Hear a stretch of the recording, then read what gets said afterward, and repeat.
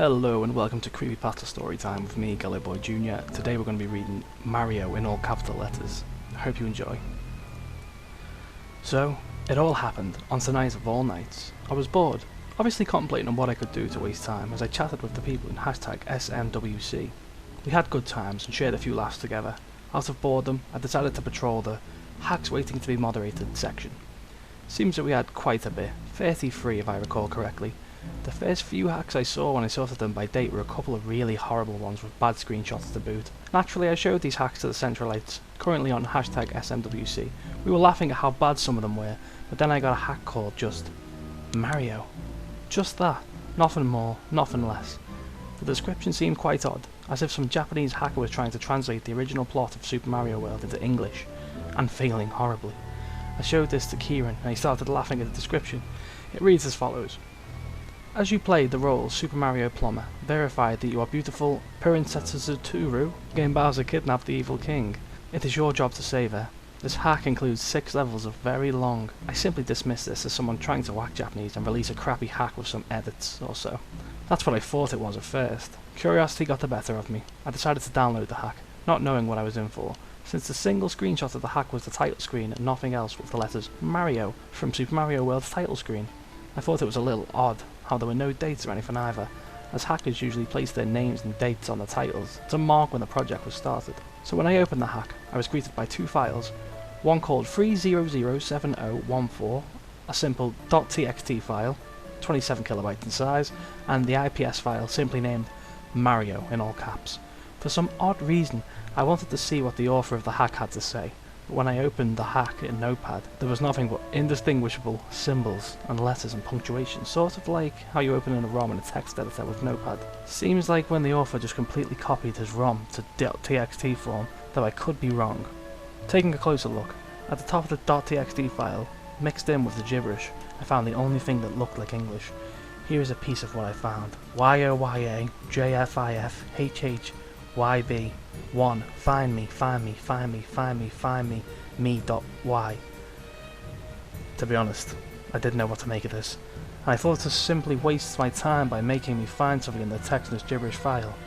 I guess it was that I was willing to bet. No one will ever be able to make sense of this. I decided that because my interest was growing steadily, I would start looking through my horribly disorganised download folder for a copy of a clean ROM, which I had downloaded a great deal of time before the events of tonight had unfolded. And an IPS patcher, of course my choice for the job was Luna IPS. So I then proceeded to move the ROM and the IPS patcher to the folder with the hack. I patched the ROM, not knowing what to expect next, and I quickly hurried to drag the ZSNES and play what I thought would be a terrible form of the ROM image. I noticed on boot up that the author had taken the time to change the header of his hack. Instead of the usual Super Mario World you would normally see when booting up a ROM in ZSNES, it just had the letters Mario there again. At this point I gained a little hope, because normally people who do horrible half-assed edits to the ROM generally don't know enough to change a header title. I thought I wasn't wasting my time with this, and my mood brightened slightly at the thought of seeing what the author had to offer in this interesting little hack. So the title screen loaded, exactly like it would in Super Mario World, except it just had Mario on the title, like I'd mentioned earlier. Something else had grabbed my interest more so than the usual absence of later free titles on the title screen. Mario's normal bright coloured happy palette seemed, how can I put it, dull. What was once violet like red now seemed like grey with a slight tint to it, and I'm fairly sure his pants were looking more grey than blue too. I thought this was strange, and I wondered why he had decided to give Mario such a dull palette. Regardless as to what his intentions were, I felt that something was wrong. Not in the sense that the palette was slightly bad, but that the hack was empty. Like something had happened upon pressing start and selecting a new file, like a lot of other countless Mario hacks I've played in the past. There was some sort of intro screen that basically described the entire plot in a short paragraph, just small enough to fit into a small black box. I began reading, and for the most part, the message stayed the same, but there was a key factor that made this interesting. Apparently, the main antagonist of the hack wasn't Bowser, it was Mario. The message read as follows. Welcome, this is Dinosaur Land. In this strange land we find the Princess Toadstool is missing again. Looks like Mario is at it again. What the? This wasn't the original message from Super Mario World, I thought to myself. Normally, I wouldn't think anything of this, seeing as how over my nearly 2 years at SMW Central, I have played countless hacks and have seen many different intro messages, but this one really stuck out.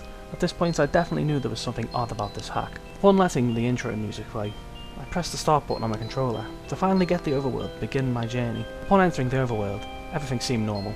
Same old level path, same old music, but the level names were different. Instead of Yoshi's house, like it always has been, it was now simply just Yoshi's. The house part was gone. I thought that this was strange, and I began to lose hope in the hack because it seemed like barely anything had changed at all from the original. I was hoping to see something new. Well, unluckily for me, I got my wish. As you'll see when you read on, I decided to enter the level out of curiosity. When I entered, the whole house that's normally there was gone. No more smoke, no more fire, no more little birdies, no more treehouse. All that was left was the message box. I decided to hit it. Upon opening, the message I expected to be there was replaced with what seemed like binary. Apparently, it says notepad. At this point, I was on IRC telling everyone about how the hack was starting to weird me out, which in itself yielded some sarcastic responses, but hey, I expected it. Anyways, after this my interest level in the hack skyrocketed, and along with my paranoia, oh boy was I in for a surprise, so I head to the left. Upon reaching what was before known as Yoshi's Island 1, the level now labelled Never Come Back. Now I thought things were going to be all Kaizo Death Trap because generally that's what people name their levels in Kaizo hacks to make sure the player doesn't go there. To my surprise, it wasn't quite that way, though I wish that it had been. Upon entering level 105, I was greeted by the insanely loud clown car sound Bowser's flying vehicle makes right before Peach falls out. Of course, with my headphones being moderately high, the sound scared the living shit out of me, which wouldn't have happened if I hadn't been so nervous beforehand. I decided at this time it would be best if I turned the volume on my headphones down, as to not get any more unpleasant surprises such as that one. When I entered the level, other than the music, everything seemed to be the same except for the fact that the little Cooper on the sides of the ledges wasn't there anymore. Nor was the Bonsai Bill. The Dragon Coin was still there, however, for some odd reason I wasn't able to collect it, or rather, any Dragon Coins at all. The author had made certain of that. I also noticed that there was a brown used block near the spot where the Bonsai Bill normally shows up. I can only assume this was a revisit to the level after I had beaten it. Like, I heard in some half-assed creepy stories in other Mario games. Now I was wondering why things were like this, making me wonder about the intro message.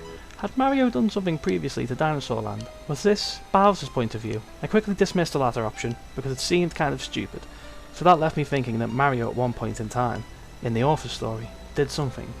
But what? What did Mario do? My mind was nothing but rushing forth at this point. However, I quickly dismissed them and ventured further into the level, only to find that all the blocks had basically been hit, coins had been collected, save Dragon Coins, those were still there and obtainable, that there were no enemies, and I could no longer go down pipes. What kind of bullshit am I playing here? I kept thinking to myself at this point. I felt uncomfortable. I decided to keep venturing. Eventually, I came across a message box, which I wasn't surprised was still in the level. Being the idiot I am, I went up and hit the box. Upon hitting it, I was greeted with the familiar black box once again. The message was edited, obviously, as I had figured at this point in the game. The message read as follows: Point of advice, I hate you. Now I thought things were starting to get the vibe that the author was a twisted and warped individual, and that I was right about Mario having done something. At this point, I was basically rushing to get to the end of the level, so I just scurried by. Then I came across another message box. However, this one was just a blank box with point of advice at the top, with nothing else in it. I quickly disregarded it and headed off further to the right, hoping to free myself of the hell that was once level 105. Upon reaching the end, I saw a fire flower in the top block where the four-way block intersection used to be. However, it was too high for me to reach by normal means, so I just continued onward, like the blind, curious idiot I am would do. So I finally beat the level, and as the usual path to the Yellow Switch Palace was unlocked, I decided to head up the path that normally leads into the Yellow Switch Palace, and I found that when I entered the main overworld, every other landmass and decoration besides the ghosts from the ghost houses and Yoshi's Island itself were gone. Nothing really changed at the Yellow Switch Palace except for the Switch message. All that changed was the Switch Palace was changed to Mario World. Boring. Anyways, just when I thought I was done with this abomination that calls itself a hack, I found that Yoshi's Island 2 had also been edited. Oh joy, I thought to myself. Sarcasm. Upon reaching Yoshi's Island 2, I found that it had been renamed to Yoshi's House, the original name of level 104. I decided to enter and found that the palette of the level had been changed along with the background. They seemed to have changed the same palette as Yoshi's Island 3, you know, greenish tan and such, except the background was pushed down some and was now rotting brown, and that vegetation on the FG was no longer present. I decided to explore the level a bit and came across the trail of Coopers that countless players used to shell rack 3-1-ups with. I decided to ignore them and go and see if any more of the level had changed. I eventually came across the question mark that holds Yoshi and decided to free him. Upon freeing him, I got this message. Hooray! Thank you for rescuing me. My name is Yoshi. On my way to rescue my friends, Mario trapped me in that egg. This had me wondering what kind of sick and twisted hack I was playing. I had thoughts of all the possible scenarios of Mario attacking Dinosaur Land horribly and causing irreversible damage. The author had me hooked with this sick little game, and like any other idiot, I took the bait and kept coming back for more. Somewhere not far off from Yoshi's question mark block, I found a message box, in the same place I remembered that it always had been. Though, if I've learned anything from playing all of this, it's that whatever there had to be a message in a box, there was not going to be anything remotely normal in the slightest. That made me hesitant to hit it, but I ended up going and doing so anyway. I wanted to find out more. The message I was greeted with was as follows. But, is there anything I can do to change your mind? What the fuck, I thought to myself. What the hell did that even mean? Change my mind. What would I change my mind about anyways? Was this about Mario and whatever he did, and about how people were trying to convince him to stop? Or was Yoshi talking to me through these message boxes? Or was it about me playing the hack, asking me as if the hack was trying to talk to me through message boxes? Either way, whether it was, or more backstory on what Mario had done, or if it was questioning my decision to keep going, I decided to keep progressing despite the obvious signs that I should have quit playing the hack a while ago. As I progressed further, I found that I was right. All vegetation was gone, and nothing was left at all. Save a few enemies, like chucks and moles and such, even the pipes were gone. I came across another message box, like all the other times before. I decided to hit it. I was greeted with another message. Point of advice. This is the selfish way out. The selfish way out? What the hell? Was he calling me selfish for continuing to play the hack despite the warnings? Had Mario made some kind of selfish decision that only benefited him? Was Yoshi still trying to talk to me? What the hell was this guy trying to tell me? At this point I was creeped out to the point that I was shaking slightly. A mix of anticipation, fear, and the fact that my room was terribly cold last night.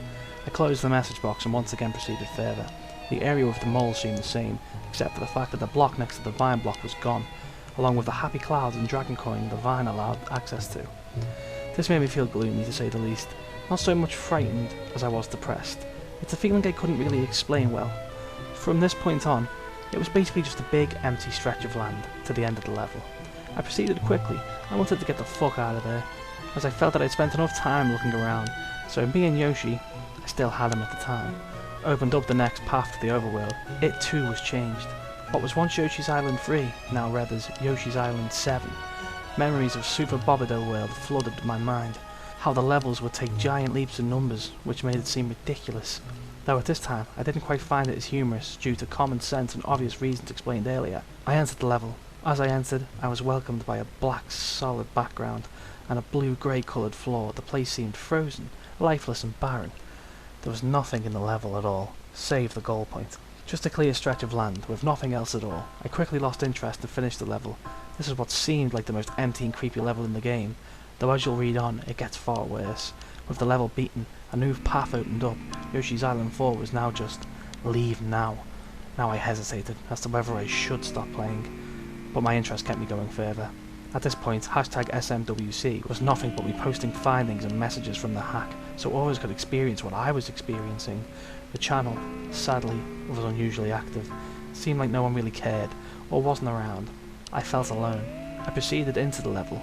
For the most part, everything seemed the same, save for the fact that there was no water at all to keep me from falling in the pit without using Yoshi as a sacrifice. The level was also void of all enemies. Whenever I got into an area that seemed too far for me to jump, I found that I could just walk right across on the air, thus getting rid of the need to use Yoshi as a sacrifice. It's apparent that the hack wanted me to keep him. I could tell that much. I was able to get the pipe that usually leads to the exit level. I went in and found the room was exactly the same, everything in the right place and nothing edited, or so I thought. The message box again broke the mood of that brief moment I realised I had gained upon entering the pipe. At this point, I was questioning whether I should keep going and see how it ends, or quit now while I still have a bit of common sense left. The message box was sort of indistinguishable, and I couldn't really make sense of it. For the moment, I tried to figure out what the box meant, but eventually, I just gave up and beat the level. I figured that the box wasn't worth the time anyway. With the level beaten, the path to the first world castle opened, now renamed from #1 Iggy's Castle to #1 Go Back. I sure did feel welcome there. I decided to completely ignore the level name, as I just wanted to get this over and done with, forever. What seemed like a normal castle intro was made especially creepy given the fact that I had to dismount Yoshi. I felt for the first time that I was actually abandoning him, and I wished that I had taken him with me. The inside room of the castle looked strange. There was a darkish bluish greenish black lava on the ceiling, and there was goal points that looked like pillars. Aside from that, next to each pillar there was an increased amount of message boxes. Next to each pillar the further I got. The room was basically just a big hallway with no enemies or anything of the sort. Every message box I now pressed either gave me a blank box with Yoshi's signature at the bottom, or a message that read as follows: "Don't you think you've caused enough trouble?" Another cryptic message. Though at this point I wasn't surprised, not in the slightest. Again, the thoughts in my head had started circling, wondering what exactly Mario had done, and why he was here, and why everything seemed to hate everything about him and wanted him gone forever. I was feeling more depressed than scared at this point. To be honest, I had no idea what to expect next. I proceeded down the long hallway, checking message boxes filled with nothing but the same two messages over and over and over. It's like they were telling me to stop playing, or something. Obviously, I ignored them and kept going. I eventually reached the end of the hallway. There was a door, which I entered. I was welcomed with nothing but a small section of land, and at that, the level was auto-scrolling, so I figured at this point, this must be the end, that the author wanted me to jump into the pit and commit suicide or something, thus ending my journey. I was wrong. The auto-scroll pushed me over the ledge, and I was still walking. Unfortunately, the whole level was nothing but a long stretch of invisible land to another small piece of land, just big enough for a boss door to fit on it. The auto-scroll came to a stop, and I was prepared for the worst. I gathered my composure, swallowed some of my spit in my mouth, and took a deep breath. I entered. Nothing but a normal Iggy boss. I felt cheated in a way though. I was happy to think it was finally over. I defeated Iggy with 2 jumps effortlessly, which was actually the quickest I'd ever beaten him before. After he fell into the lava, the course clear message popped up as usual. It ended, and I was brought to the rescue egg scene. Though, instead of the usual message, I was shown something disturbing and vastly different, like a profile scene from a crime. It was as follows. Victim #1. Eyeballs were unable to be found. The victim was found lying on a carpet. Causes of death unknown. Hand marks with unidentifiable fingerprints were found all over the corpse. What the fuck is wrong with this guy? I said as I read the disturbing message. I mean, it was a hack, but still, who the hell was this victim? Why were the eyeballs gouged out? And who could have made those unidentifiable fingerprints that were found on her body? Was this Mario's doing? Is this what the author was trying to tell me? And furthermore, was the girl Princess Toadstool? It took me a while to see if I read the message correctly, then I proceeded outwards, though I was wondering what happened next, since the main map was completely gone and there was no trace of it anywhere. To my surprise, it still showed up a path marked for Donut Plains, the event tile still being there, marking the path to the lone level on the giant map that was once the main world. It was still called Donut Plains 1. I thought we were finally done once more, but when I entered the level I could see that like the previous times, I was once again wrong. Upon entering, I saw 2 message boxes. They said as follows: "There's no way out of here. Fly away." I found it quite strange that both these message boxes were contradicting each other. One was telling me that there was no way out of this accursed hell, and the other was telling me that I could just fly away. I could be free. Though I saw no feather or enemies to grab one with. Was this telling me that I could either rise up and go to heaven, or stay in hell forever, wallowing in despair? That I need a cave to proceed? And what happens after this? Is the whole game like this? I began to create more thoughts in my head, trying to figure the message boxes out, but to no avail. I proceeded to walk to the right. I made a jump, but I found that I was stuck in the area. There was an invisible wall. I had thought I'd hit a dead end. When I landed, I tried moving right again to see if there was any way to go on. All of a sudden, I heard the pipe sound, and I was making the pipe animation. Except, there was no pipe present, so it looked quite odd. I was then taken to a level with a black background, stone blocks for ground, and a small door. I was immediately given a mushroom to prevent me from entering it, so I proceeded further to see if there was anything else in the level. I found that the room was nothing but a long stretch of concrete blocks, and doors that were too small for me to enter because of the mushroom I'd been given. It's obvious that the author didn't want me to go through any of them, or I wouldn't have gotten the mushroom in the first place. So as I proceeded, I found myself at a dead end. There was nothing. I tried to go right again. It worked. I went through the brick wall. It acted like a pipe, and I did a pipe animation that it looked like I was going into the darkness. I was then taken to a small room with what seemed like a pit and a wall. I jumped down the pit, seeing as how there was no other option. Though I found that the bottom of the pit was solid, I tried pressing down a bunch of areas until I came across a pipe. Mario slowly did the pipe transition downwards off the screen. Expecting another level, I waited, but there was no more, just a black screen. I was unable to continue, unable to pause, or exit the level, or move. There was nothing. Nothing at all. This was the video game representation of death. A crash. Mario had died. After playing, I think I finally understand what was happening. I believe Mario was atoning for his actions, eventually being plummeted into a hell that looked exactly like Yoshi's Island, where he was lost to the grip of death forever. I was finally done playing and quite relieved that the nightmare was over. Activity on the IRC seems to be back up again. I quickly shared my tale with the rest of #SMWC and typed as documentation of it. If you feel daring enough, you too can witness my tale firsthand. Remember guys, it's only a hack. It can't hurt you. Or can it? I've been Yellow Boy Jr. Thanks for listening to the story guys. This has been Mario. Catch you later.